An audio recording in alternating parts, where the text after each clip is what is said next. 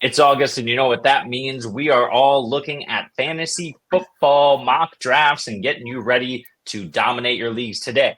We're looking at the best ADP values from rounds 1 through 5. Stay tuned.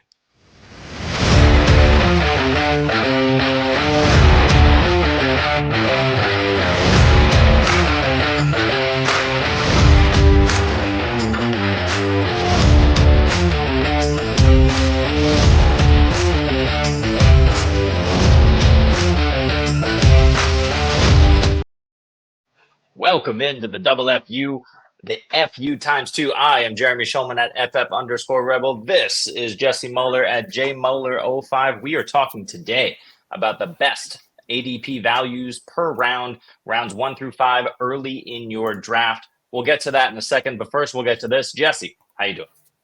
I'm good. I'm enjoying this. What is today? Tuesday? Yeah, Tuesday. Yeah, you can tell I'm all over the place. I don't know what day it is, but enjoying my Tuesday afternoon as we talk about the fun redraft stuff. So I'm excited to dive in and talk about these ADP values because I feel like we have some fun guys that if you've been following us for a while, you know the guys we're kind of higher on. So it's going to bleed over a little bit into this content, but we might have some surprises for you. So yeah, I'm excited to talk about these guys with you.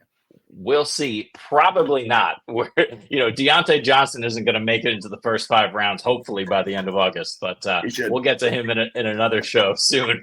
We have anything to do with it. I'm taking him round 3, but no, it's all good. So yeah, let's jump right into this today. Again, we're going to talk rounds 1 through 5, and we're going to start in round 1. We will be using Fantasy Pros average draft position. It's a consensus of a number of sources: ESPN, CBS, Sleeper, NFL.com, and I think RT Sports. All of those sources come together. Again, it's early. These things are, of course, subject to fluctuate throughout the course of August, but we can only talk about it as it is right now. So the first round, as it stands right now in these consensus ADP, we have Christian McCaffrey, CeeDee Lamb, Tyreek Hill, Breece Hall, Ja'Marr Chase, Bijan Robinson. Those are the top 6. Rounding out the bottom half of the first round is Justin Jefferson, Amon-Ra St. Brown, A.J. Brown, Saquon Barkley, Jonathan Taylor, and Jahmyr Gibbs at 12. So these are the guys, the consensus top 12 guys by ADP. And again, we're talking about PPR ranks, full PPR. So Jesse, who is your favorite guy here in round 1? Who do you like? So for me, at value, I know I'm really big fans of all of the young running backs. Obviously, if you're at the 101, it's Christian McCaffrey. Like, that's not really much of a contest. Like, he's eternally special. But as we move in kind of like the back half of the round, the guy that sticks out to me personally is Jahmyr Gibbs, because he's finally creeped into that first round range where it's the pick 112. And I was like, I don't know. I was looking at our, like, the rankings. I was like, is he going to be a first round guy or a second round guy? Hey, Jamie, how's it going? Towards the back half of the year, he was the RB3, basically after the bye week. He was the RB3 for those final weeks of the season. He took over, and he didn't have that high of an opportunity share. He wasn't dominating on touches or doing stuff, but he's just such an efficiency beast. So, like, for me, Jahmyr Gibbs, year 2 in that offense. When we talk about these running backs, we'll talk about another guy a little bit later, but if you've seen the thumbnail, you know who I like. But these guys in year 2 that have been super efficient and have the prospect credit reason profile, what that means is Scott Bear went over this a lot. You get a massive increase in production. So this is why I'm very much in on Jahmyr Gibbs. And you might be saying, first round pick on Jahmyr Gibbs, that's crazy. And I'm telling you, it's really not. I think it's a really, really good value. So he's the guy that I have right there. Like, I know there's been some stuff about Bijan recently where people are a little bit worried because Algier's getting old, that work alongside him. But we can kind of segue into that. And why don't we talk about your guy who you talk about as the best guy for you at ADP in the first round? Yeah, for me, it's Bijan Robinson going at the 107 per these consensus ranks, the RB3, full PPR. We have a brand new offense. Clear, you talk about Gibbs, you talk about Bijan. These guys can both be the RB1 this season. It's really just going to depend on, utilization and what happens within those offenses. But we're talking about 2 ascending offenses. We know that that's assured in Detroit because we saw it last season. Here in Atlanta, it's a bit more guesswork, but we have a brand new offensive coordinator who should be a little bit more pass-centric. We have a brand new quarterback who we know, as long as Kirk Cousins comes back fully healthy from that Achilles, that he's going to sling it all over the field. And who better to benefit from that than Bijan Robinson, not only taking all the touches out of the backfield, Tyler Algier can kick rocks. This is not an Arthur Smith offense. So I'm not buying any of that coach speak about Tyler Algier. But Bijan Robinson is going to continue his dominance, and he's going to receive, those touches in the passing game. One thing about Tyler Algier, he had 204 touches last year. Bijan Robinson was still the RB9 last season in PPR leagues. I mean, those touches are going to go down for Algier. I expect a lot more than that, like 55-45 split we got last year. This should be closer to 65-35 or even more, I'd say. And so for me, Bijan, I think, is the clear-cut guy, much better offense. Defense isn't much better over there in Atlanta. I mean, for me, I love it. And Gibbs, I love your call too. I mean, he's got the exact same situation, except David Montgomery is kind of the goal line guy for the most part, but that doesn't necessarily mean that Gibbs isn't going to be hyper efficient like he was last year. Yeah, 100%. And I think, like, I'm not super worried about these offenses. Like, we've seen Kirk Cousins, and people will think, like, oh, Aaron Jones. Like, Aaron Jones has been an efficiency monster, but he's never been a volume guy. That's just kind of who he is. The thing is, I just think Bijan's just a better prospect, a better player than he's going to be. And with Bijan on the other side, like, I think that guy is just one of the better running back prospects we've seen going in year two. Like, they know what they have there, and he's going to be the focal point of that offense, because the nice thing about Kirk Cousins, he can support offenses. Like, he's done it his entire career, so you know it's going to be a really good offense. So, like, I like all the Falcons that cost. But, yeah, Bijan is a guy. It's like you stamp him, and you're like, yep, lock him in RB1. Like, he could be the RB1. And I'd feel pretty good about those odds if it wasn't for Christian McCaffrey. It's just like, it's Christian McCaffrey. It's already good. Absolutely. I'm just looking at Jamie. What does Jamie say here? He loves it at the 108. Based on this ADP ranking, the 108 is Amon-Ra. It's hard to argue with that. It does fall off a little bit. A.J. Brown, Barkley, Taylor, and Gibbs. But, yeah, if you have the 108, that top 8 is pretty sweet. If you were expecting some similar production out of Jefferson this season, I think I might have him slightly below that mark. Still a first-round talent. But, yeah, the top 8 is pretty sweet this season. Yeah, I like personally, like, I like just like the early round running, like the early running backs. Like, they just seem a lot more tantalizing than you can make your case for the wide receiver, but it's a group, and I don't have one guy specific. Like, I have Lamb as like the wide receiver, one Tyreek Hill's there, but you know, you have Jefferson, you have Chase, you have Amon-Ra. You can make a case for all of those guys. But the tier down and like the tier 2 of wide receivers, like, it's really strong. So I feel like the running backs early give you a better chance of being differentiator. So that's why I personally leave running backs 1 in the first round. So that's just kind of where I'm at with it. Absolutely. We are lockstep right now. Let's move on to round 2 and see if this continues. Jesse, who is your favorite round 2 value? I'll run through the names super fast. We got Puka, Garrett Wilson, Kyron, Marvin Harrison, Etienne, Derrick Henry, Devontae, that's your boy. I'm guessing that's who you picked. Isaiah Pacheco, Kelsey, Olave, Drake London, and Sam Laporta in the second round. What do you think? So Devontae Adams is my guy, and if he had a better quarterback, he would be the choice I'm taking here. But for me, it's Garrett Wilson. Like, I think he's exceptional. You could choose him or Drake London. I'm not gonna beef with you. Yeah. My issue is Kyle Pitts exists, and that is a huge difference maker for him. Sure. Garrett Wilson's dealing with like Malachi Corley, like freaking the ghost of tight ends there. Like, there's no one else in that. Like, so this is the difference maker between the two of them, because they both have like quarterbacks who can support high-end wide receiver ones. We've seen it with Cousins. We've seen it with Rodgers. So personally, the tiebreaker for me is one has a generational tight end prospect and another doesn't. So that's why I like Garrett Wilson. And if Devontae Adams did have freaking Aaron Rodgers or Kirk Cousins quarterback, he would be my choice. Unfortunately, we see this with Brandon Ayuk. Situation matters. So, like, if he gets shipped out, I like him more. I think he's a little overvalued. But, yeah, I think at cost, Garrett Wilson, I actually have him as like a first-round value, late round 1 value. I would personally take him over A.J. Brown. I would take him over those guys.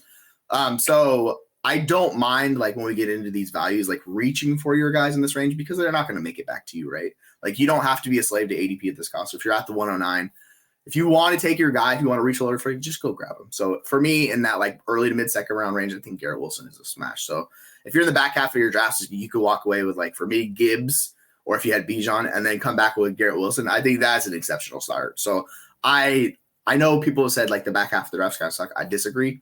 I think the guys on that turn are really good picks for you. So for me, it's Garrett Wilson. He's the only guy in his first 2 seasons that average over 150 targets per season. Like, he does everything. He's target array. He's just a really good player. The situation's there, so like I think he has a path to being the potential wide receiver 1. So That's my guy. 100%. Why don't you? I know your guy's a little bit different, but why don't you tell us about your guy? Yeah, I will in a second. But just quickly on Garrett Wilson, 168 targets last year from who the heck knows back there. If you're getting 168 targets from future Hall of Famer Aaron Rodgers, it's going to look a hell of a lot different.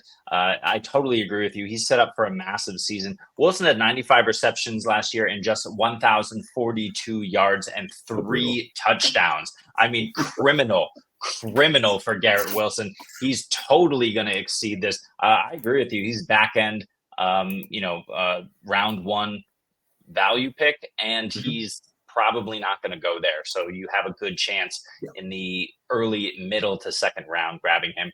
And we see here he's kind of what was he? And is that ADP? He was going off number 14 overall. So 14, he's early second round pick, and maybe he's ahead of Puka now with the injury news. Who knows? He might be first round by the time it's all said and done. We'll see, but he deserves to be there. Definitely deserves to be there. My guy is Derrick Henry, RB9.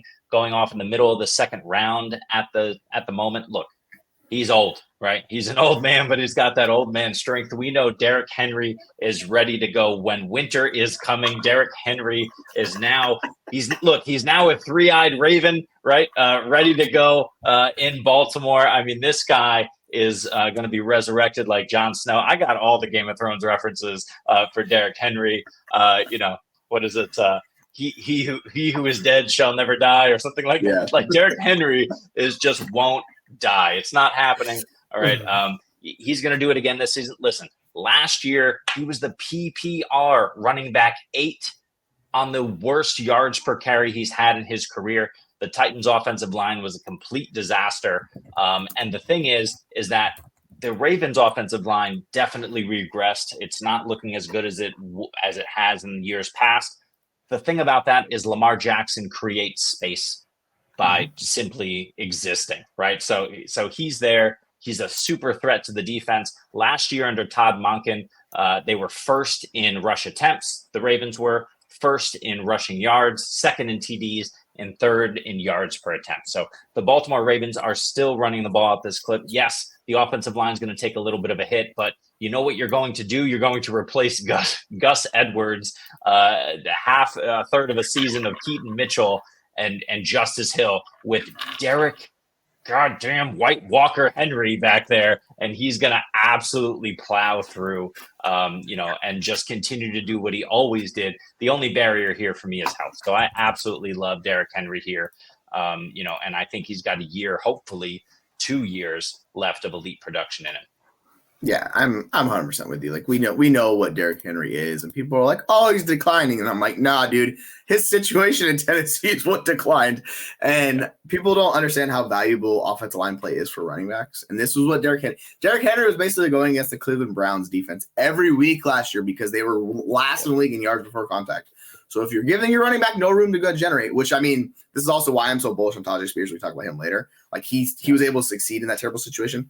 But for Henry, like he's not a pass catcher, so he doesn't get the ding of being with Lamar Jackson because you're not counting on the pass catching with him. It's not really going to be a negative, right? And it's like Lamar doesn't check down. It's like, all right, that's not how Derrick Henry wins, so it doesn't matter. If he gets 30 targets, like you check that up, you win. What you get is you get the potential for a guy to lead the league in rushing touchdowns and potentially there's a path to him to get 1,500 yards rushing. Like people will say, the Ravens don't run a lot. I'm like, well, their combined running back stats give you basically 1,800 to 2,000 yards per season. If Derrick Henry has about 80% of that, which is what he's been at his entire career, he's been 80% of like opportunity. You do the math on that, he can get to 1,500 yards. And I think he can even get more if he's super efficient. But low range, you get 10 touchdowns, 1,000 yards. That's like worst case. And then we go up from there. So I think he has a super high floor, and he could finish his top 5 running back, even in PPR league. So I just think he's a monster, and it's interesting how I faded him for so long, and I've finally turned coat, and I've been like, King of the North, Derrick Henry, let's go, baby. Exactly. And the last thing, because I have a separate notes page on all of this, I did a deep dive into the Titans offensive line situation in 2022. Wow. March 23, within the span of a week, Taylor Lewan and Ben Jones, 2 starters from 2022, were released but then subsequently retired because they were released because they were just at the end of their rope with injury and age. Nate Davis then signed with the Bears. They lost 3 of their 5 starters. And then Nicolas Petit-Frere went down with injury in season. Their offensive line was completely decimated in the middle of the offseason, right? They didn't necessarily expect these things, especially Taylor Lewan. So that kind of just added to all of the difficulties in 2023 on that offensive line. They're not going to get any better. They were dead last year. But it was the worst possible situation for Derrick Henry, and he was still RB8. So he's got it left in him. Do not fade this man just yet.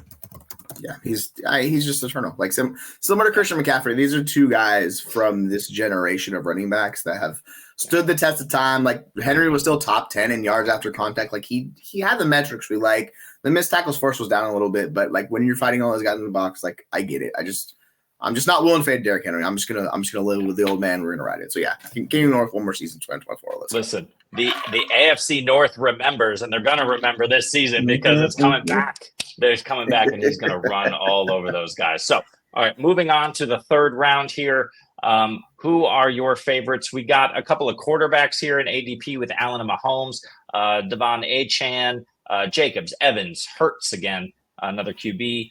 Brandon Ayuk, we'll see if he stays there. We'll see if he stays in San Francisco. Nico Collins, Michael Pittman, Rashad White, James Cook, and Debo rounding out the 3rd. Who do you like there?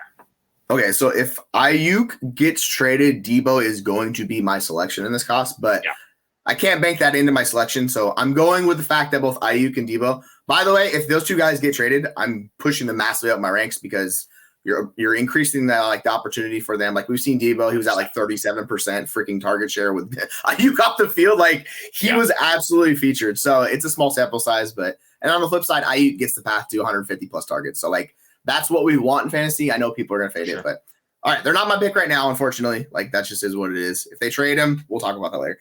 For me, it's Achane. Similar to Gibbs, it's a year or 2 back in one of the best rushing offenses in the NFL. Like it's playmakers all over the field. You have one of the best play callers. And, he had one of the most efficient seasons of all time doing what he was doing. And people are like, he's a small back. He's going to get injured. I'm like, hey, guess what? Big running backs get injured. We saw Derrick Henry get injured last year. I don't care about running back sizes. It really doesn't matter. So, yeah, I get it. Like, he might not give you 300 carries in a season, but I'm telling you, he really does not need that if you're going in the 3rd round of cost. Like, he could be the guy that really just kind of what I would call break fantasy. Like, as long as he stays healthy, and I know there's injury concerns, but I prefer to dive into injury concerns as opposed to fade them because this is the discount we're getting on someone as talented as HM. I loved him coming out. He showed me everything I needed to see last year. I was like, he's that dude. That's the perfect scheme for him. He's a really good inside rusher. And what did he do? He just balled out. He was like 17 points per game. Like his expected points were like 12. Like he was massively exceeding what he was doing. So we talk about it. I know they've talked about the people are out there hyping up Mostert again this year, and like that's fine. I'm not really worried about it, but I'm just betting on the year 2 guy because Mostert is really old. He's like the oldest running back in the league, so there is some trepidation with me and Mostert. So I'm going to take Devon Achane with the Miami Dolphins in the 3rd round, and I'm just going to happily smash that all day. I think it's a great pick. 100%. I love Raheem Mostert. I am one of those guys trumping up Raheem Mostert. And Achane is still my pick in the 3rd round because Devon Achane is still crushing. Look, Mostert is going to regress from his 21 touchdowns that he got a season ago. He's going to regress from the total amount of touches that he had a year ago, assuming that everything goes well and healthy in that backfield and things work out the way that the Dolphins expect them to. But Mostert can still regress and be a back-end RB1. This is, for me, going to look a lot like what the Detroit backfield looked like last year because Gibbs was coming in, highly touted rookie.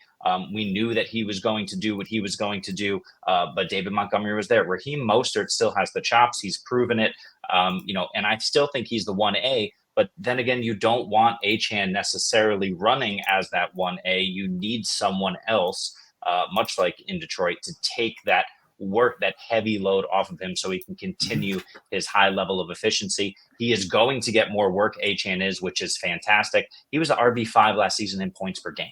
All right. So this guy is an absolute monster. He was 3rd in yards per attempt at 7.7 yards per attempt with over 100 carries. Ridiculous. Tops in the league.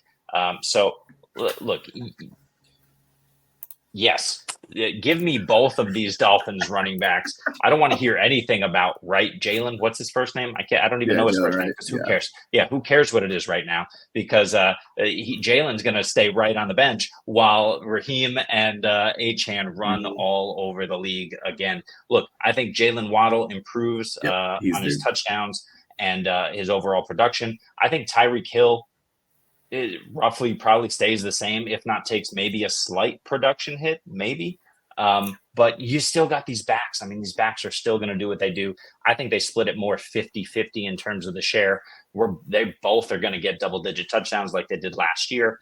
It's just going to be a monster season for both of them. Achane at cost in the third round, forget about it. Give it to me. Yeah, I think it's a smash pick. And if I'm personally picking a wide receiver in that range of the third rounds, it's Nico Collins. Like, I think Nico Collins is a great value. I know people are saying, "Oh, the target competition." And my thought process is, what happens if they increase their pass rate and like they bump up from 500 to 600? Like, I think Nico is the efficiency guy, and that offense is the guy I want. So if we're pivoting off of Devon Achane and we're giving another guy, like for me, it's Nico Collins. Like I love him at cost too. So I want guys in good offenses. They both check the block on that one for sure. For sure. Yeah, for me, it's really just Achane. I get the Nico Collins love. I mean, he's a great player. I just think that Diggs comes in and cuts into everyone. My assumption right now is that everyone relatively has the same amount of production. We're talking about roughly 75 to 80 receptions, roughly 1,100 yards, roughly 7 to 8 touchdowns. I think you can kind of spread that out across the board. That's my assumption, and that's why I want Tank Dell over the rest of them. Simply because at the moment he's the cheapest. But, Nico could absolutely do what he did last year, completely explode once again, and I wouldn't be surprised at all. So I don't mind. Yeah, Tank's a great call. I like Tank later. Like we'll be talking about him later on. Nice. All right, so let's see. We are into the fourth round, and who kicks it off but Stephon Diggs, Lamar Jackson, Cooper Kupp, Jalen Waddle, Kamara, Mixon, Metcalf, Kenneth Walker, DJ Moore, Mark Andrews. Who else? We got 2 more. Devonta Smith and Trey McBride. Who do you like in the fourth, Jesse? So I can make the case for Trey McBride because Trey McBride is my tight end one. And yeah, I thought about going with, we just talked about a little bit ago, Jalen Waddle, but I'm going to take Trey McBride here. I want one of these top 6 tight ends, and this is the point in the draft. I think he's going as the tight end 2 or 3. I'm not exactly sure. Let me check. He is tight end 4, so even better value right behind Mark Andrews. The whole thing, like with Trey McBride, is when he got the role after week 9, I think it was. He was basically first in targets per route run. He was first in like yards per route run. He was like super efficient, his points per game. Like he was the tight end 1. It was just he didn't have it early on because they were still doing the Zach Ertz thing. I will forever not know the answer to why they were doing the Zach Ertz thing year 2, but they were doing the Zach Ertz thing. But Trey McBride had an incredible prospect profile coming out. He was a target magnet. I think he had almost 100 receptions his last year of college. And what he did is he checks all the boxes. He's a freak athlete. Like, this is a guy you want to feature in your offense. And you're like, yeah, but they got Marvin Harrison Jr. And I'm like, yeah, the offense could feature around those 2 guys. Like, that's what the offense is going to feature on. It's going to be Trey McBride. It's going to be Marvin Harrison Jr. Similar to what we see in Baltimore with Zay Flowers and Mark Andrews. Like, it's going to feature those 2 guys in the offense. The difference is, like, Kyler's been more capable of supporting multiple weapons than Lamar Jackson because he's able to do that. He passes more. So, personally, I think if I'm going to go for my tight end, this is a really good range to do it because I don't want to fall outside the top 6 if I'm going to get them. So, This is where I go get the tight end 1 who I have him as a tight end 1, and you might say, like, that's crazy over Laporta. That's just where I just think he's that good of a talent. So I'm going to invest here. And round 4, go get the tight end 1 and be happy with it. Yeah, hard to argue with McBride. He's obviously got the opportunity. They're going to spread it around. He's got a healthy Kyler, like you mentioned. He's got Marv there to take away coverage. So I love that call. Personally, if I'm going with the tight end in the 4th, it's Mark Andrews. I just think we're completely fading this guy to oblivion for no reason other than the fact that he didn't stay on the field last year. Baltimore didn't do anything in the offseason. Tez Walker doesn't scare me. Who'd they sign today? They signed somebody, some wide receiver.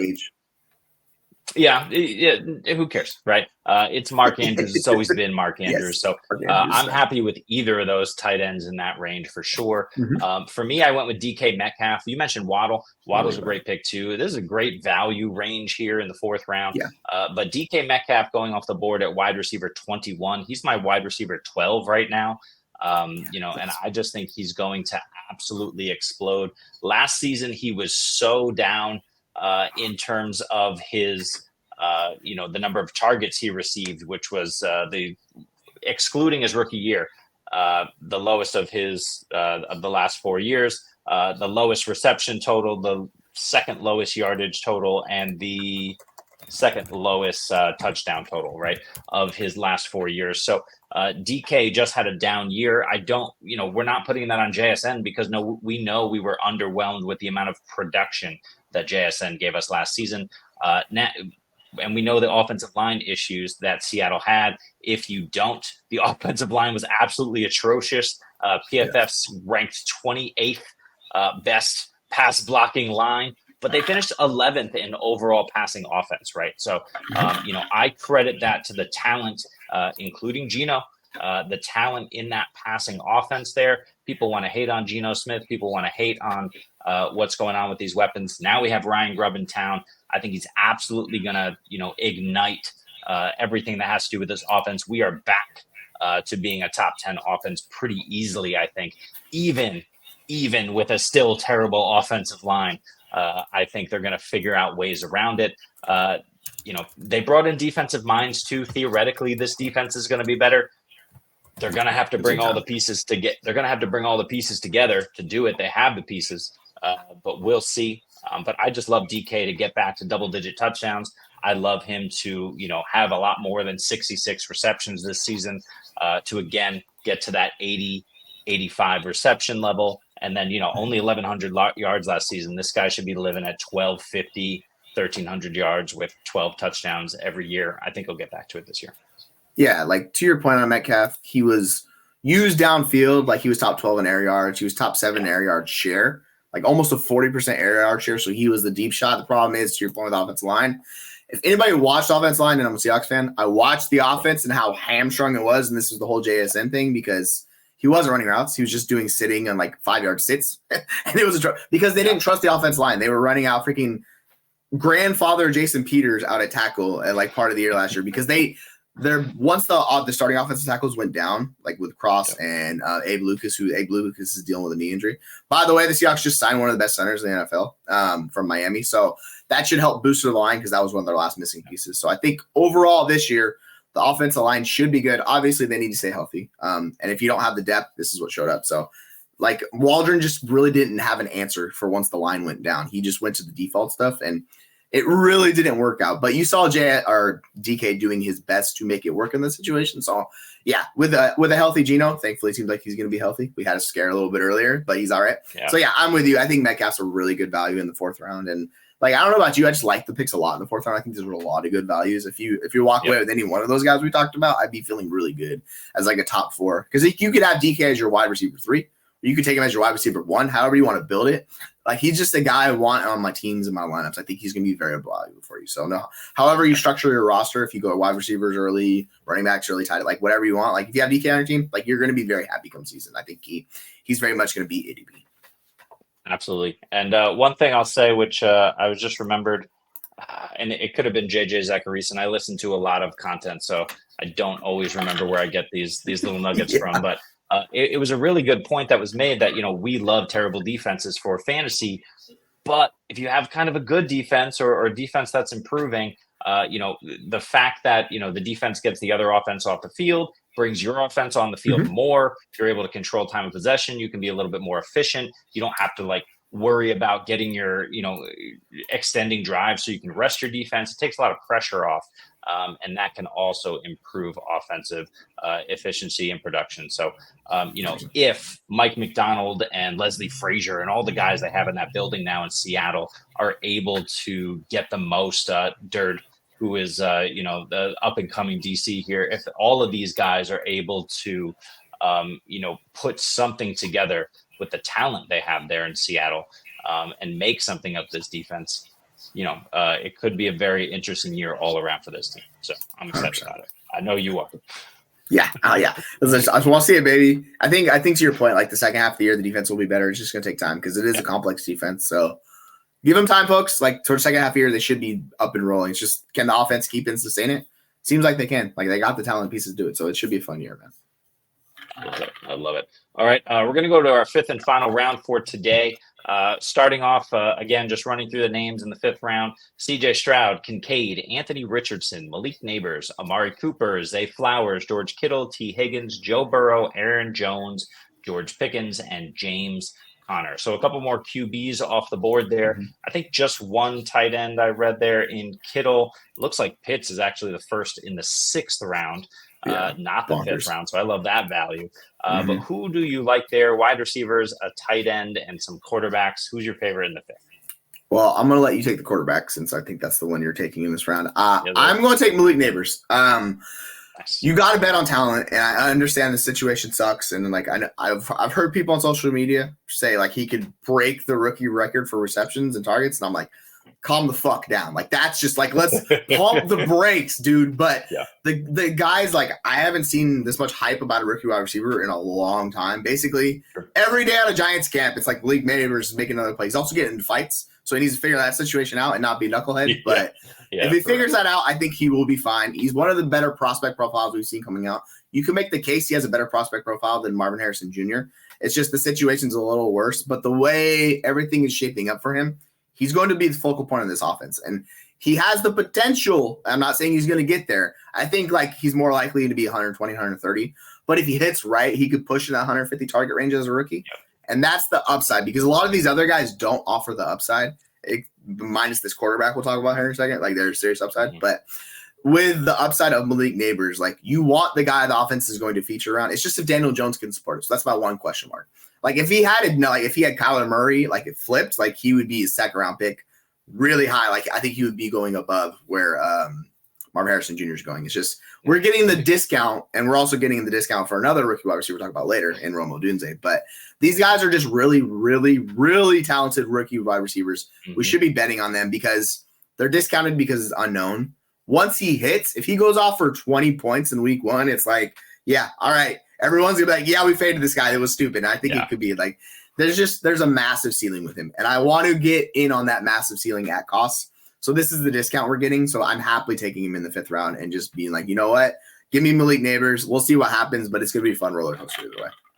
For sure. And I totally agree with you on Nabers. I think he's an incredible value right now. I just tweeted earlier today after like the 8th training camp video in the last 8 days came out with an insane catch from Nabers that like Nabers is going to single-handedly save Daniel Jones and Brian Dable's job for this year, not for next year. I mean, those guys are probably gone, but he should at least keep those guys employed and starting and relevant for the entire season. Unless those guys are just absolutely so atrocious that the Giants have to move on. That's possible. But Malik Nabers is so good. And Theo Johnson is looking good out there too. That if the Giants really did hit on this rookie class, Tyrone Tracy, I mean, if they hit on something here, it could be sneaky good for fantasy. Look, Giants are dumpster fire in reality. They're going to have they're locked in top 7 pick for sure. In the 2025 NFL draft. But for fantasy, you could get some sneaky good value out of those guys. Malik Nabers in the 5th round, sign me up. Absolutely. For me, it's Anthony Richardson. He's the QB6 in the early 5th round. He could very easily, with little effort, be the QB1. I can't think of a guy with less at the quarterback position, a guy with less of a track record who we were considering as the quarterback one. This guy only played in 4 games. He really only played in 2 because the other 2 games he played in, he played like 30% of the snaps and he was just done because of injury. Anthony Richardson is absolutely monster. So consider this. He played in 2.5 games by snap percentage. He finished as the he was 12th in points per game, finished as the QB 27. He finished 4th in rushing TDs at the quarterback position, even though he had 4. I mean, we know the rushing upside is insane. We know that, he doesn't have to do a lot passing the football, but, I think he's a better passer than we give him credit for. You now add AD Mitchell, who's another rookie wide receiver tearing it up in camp. We got a healthy Josh Downs. We got Pittman. We got a healthy JT, Jonathan Taylor over there in the backfield. I mean, if the Colts are able to stay healthy and do this right, Anthony Richardson is going to be a monster this season. And I think his floor is like QB 12, like weekly. Like, I don't think he could be a QB 2 weekly if he plays all the snaps in a game. I don't think it's possible. 100%. Yeah, he's this version's Cam Newton. That's what he is. Like, he's Cam Newton without the shoulder injuries and everything, where he was an absolute terror. Like, do we remember like Cam Newton for fantasy football? Like, the floor is incredibly high. And I'm like, a lot of people say he's raw, and I'm like, dude, he's not. He's inexperienced. There's a difference between the two. Because if you watch his tape, he makes the reads, he knows where the progressions goes, and he can hit his guys. And I get it. He only basically started one season at Florida, but the tools are so tantalizing with him. This is the case. Like, he's probably the last guy you can make a valid case for being to finish as a QB1 once we get those top 6, right? Maybe you want to say it's Kyler, or it's just really difficult for him because maybe we don't know if he's going to rush. The thing with fantasy football is like these rushing quarterbacks, like the Jalen Hurts, the Josh Allen, like their floor is so incredibly high. And this is what Anthony Richardson gives you. Like, oh no, he has a bad year. He's QB4. Like, that's what I'm saying. Like, you know what I mean? Exactly. The floor is so high and the ceiling is there too. It's just with the situation around him, and if he's able to hit the passing numbers, because that's what it's all going to come down to. It's like one of the best offensive play callers in football. He has the talent around him. We've seen Pittman. He's a middle field monster. 80s is downfield threat. Josh Downs is a good slot wide receiver. Jonathan Taylor has got one of the best running backs in the league. The offensive line's good. So really I know people are going to be like, QB6 is bold, but it's like, dude, I feel like it's almost too low. You can make the case for him. And I know this is crazy. Like, I think he has a higher ceiling than Lamar Jackson, which is wild to talk about, but just because Lamar doesn't give you the goal line looks really, like, he doesn't do that. So he needs the touchdowns. So I think you could take him over Lamar Jackson and I'd be like, dude, I get it. I 100% understand it. So like, I'm that in with you. I think he's just a really good pick this year. It's just injuries. The main concern is injuries. If he gets hurt, then you kind of got to accept it. But like the ceiling, he can get you that 27 points per game. Like, he can get there. It's just, I don't know what's going to happen, but I want a piece. I want a piece of the ride as well. So it's time to give me a ticket. Let's go. Exactly. And here's the thing about Anthony Richardson is it's not just all of the pieces around him. It's Shane Steichen as well, right? Mm-hmm. We have an excellent offensive mind there. And if you're drafting Richardson in the 5th, just take Flacco in the 15th in the last round of your draft, please, and just stash him on your bench for the first month and a half. It's not necessarily the upside play, but this is a quarterback that I want to handcuff. We saw Joe Flacco come in and be super fantasy relevant at the end of last season. He has the ability here to do it again if Richardson goes down, and then you got to plug and play quarterback 1 all year, and you're handcuffing your best asset. I don't really have an issue with that. Unless your benches are super shallow. But Richardson for me, agree with you. His only issue is injury, just like Derrick Henry for me. These guys are set to tear it up if they stay healthy. Yeah, 100%. I think with Richardson, he gives you a chase at a higher ceiling than like a Henry, because like it's really hard for Henry to be the RB1, right? Like it just everything needs to break right for him. It's kind of got to be a Jonathan Taylor a couple years ago, where he's just a monster on the ground rushing for like 2,000 yards. Like that's how he has to get there with 20 touchdowns. It's possible. I just think it's less likely. So I think he gives you just the higher floor and the higher ceiling. So yeah, like I just want to ride the ride because like you said, Steichen, we saw what he did with Philadelphia. We saw what he did with Gardner Minshew last year. They carried that offense. Like Gardner Minshew's not an NFL quality quarterback. Like I'm sorry, I love Gardner Minshew. He's just not that good. So like I'm in, baby. Like you don't got to sign me up. I'm all in with you. Nice. 100%. Yeah. Gardner is fun, but he's not somebody that I want throwing to Devontae Adams. I hope it's Aiden O'Connell, and I do not hope it's Aiden O'Connell. Like I just hope something happens where like somebody gets cut. Maybe they just cut Russell Wilson and the Raiders are just so bad that they're like, oh, Russ, like just come in, cool. Be a guy, That'll also work for the handful of fantasy teams that I'm stuck with Russell Wilson on as my QB2 in Superflex leagues. But it is what it is. Cool. So we're done with this episode. We will come back in the next day or two, and we will post. Oh yeah. He wasn't playing. He wasn't playing in the preseason anyway. What do you think about the injury? It's not great. The calf strain. It's kind of hard to be like, yeah, that's fine. But they're smart. Like, you know what you're getting. I would just keep notes on it. If you have a draft and you're worried about him, you could always let someone else draft him. Like, if you're worried about injuries, there's other running backs. You go Beast, Bijan, like the guys we talked about. You can go those guys instead and fade him. Like, I get it, but you know the upside with CMC. Like, it's tantalizing. Like, the RB1, it's Christian McCaffrey as long as he's healthy. So I get it, but I'm not super worried about it. It's just something to keep notes on and pay attention to. If we get more out on it comes out, then it'd be like, okay. But he's not dropping my rankings. I'll say that. Yeah, and the thing about it is, if there was any sort of tweak, we don't know the severity. If there was any sort of tweak, they're going to sit him until they need to play him, right? We don't need to see anything about Christian McCaffrey. He doesn't need to ramp up. I mean, beyond, game one. If he's, 75% game one, 90% game two, I don't care. CMC is still my RB1. He was so dominant that I'm going to make the bet that he's going to do it again. Yeah, just stash their backup if you're worried about it. That's the way to go.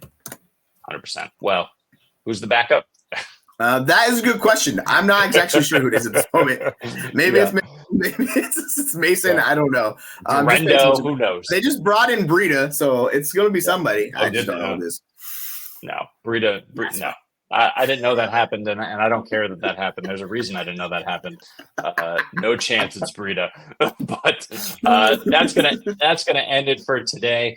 We covered the first 5 rounds. We will cover the next 5, and then we'll talk about late round sleepers again to round out the week. But thanks for joining us today. We are the Fantasy Football Universe. We are available on our website, fantasyfootballuniverse.com. We're on Twitter. We're on, TikTok. We're on YouTube. Name a social media platform, Instagram. We're probably there. Apple Pod, Spotify. Find us every day, posting new content. And please join us for all of the information that we can provide you both in the off season and into the season. We're going to be here with you. Just started up in in January. So if you enjoy this content, please subscribe, all that stuff. And we will appreciate all of the information that you guys provide us, all of the feedback. And I'm rambling now because I'm looking for the outro. So I'm going to shut up and we'll see you next time.